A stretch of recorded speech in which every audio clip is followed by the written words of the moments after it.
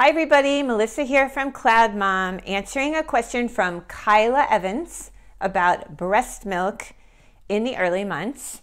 She says, as a single parent, I have to return to work within 4 weeks from birth, and my work environment is not good for pumping. That's too bad. And is there any way to establish a good milk supply within that first month? Because all the information I've seen so far is about a good milk supply being established after 3 months. And thanks so much. Thanks so much for writing in. I love your question. And yes, I think there's a lot you can do in the first month to establish a good milk supply. You're still going to have to work on it consistently though. And at 1 month of age, if you're back at work, I don't know what your work schedule is and how long you'll be at work, but you're going to have to find a way to pump during that time, at least hopefully every 3 hours. Even if it's just 10 minutes, it's going to make a huge difference. But to go for 5 or 6 or 7 hours without pumping when the baby's a month old is very concerning to me. I'm worried about mastitis. I've gotten it many times, blocked ducts. Many things can happen. You have to be regularly expressing that milk, both to have milk for your baby and to keep your milk supply running. And I think 1 month is very young. So try to figure out a place where you can pump. Maybe there's, a bathroom, maybe there's an office that somebody's not using. I would talk to your boss about it. I think it's an important thing that employers need to be offering to new moms. It's a priority for their health, for the health of their babies, and really try to figure out a plan, even if you could do it once or twice, so that you're pumping every 4 hours. Much better than not pumping at all.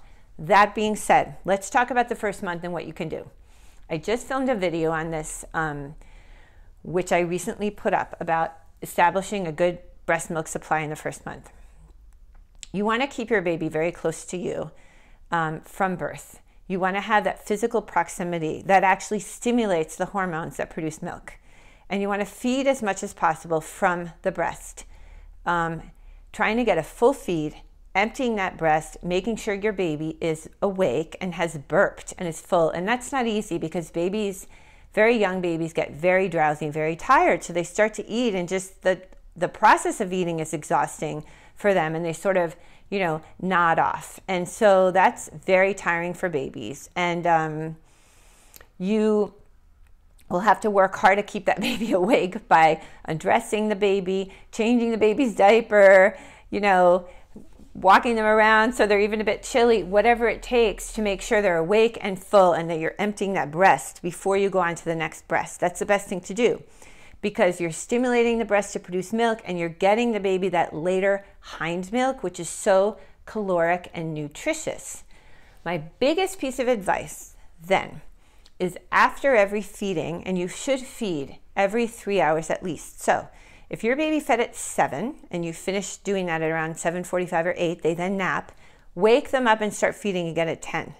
Every 3 hours from the beginning of the feed. Feed, feed, feed. After each of those feedings, while you're burping your baby, holding your baby, maybe your baby's already gone down for a nap, pump.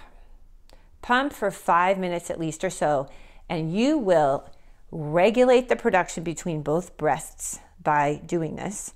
You will even things out, because a lot of us tend to favor one side. I favored my right breast. I'm right-handed.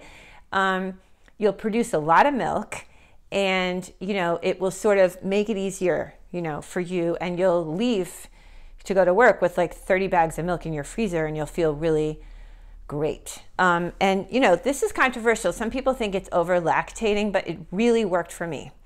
It really took off pressure, and it really helped me to sort of stimulate my milk production. Okay, other thoughts. You have to be careful. You have to be careful about your diet and your health.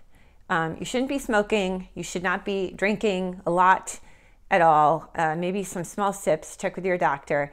You have to be drinking a lot of water, eating a lot of fresh fruit, fresh vegetables, whole grains, good proteins, meat and fish and chicken. If you eat those things, be careful about some of the components of the fish. Make sure they don't have mercury.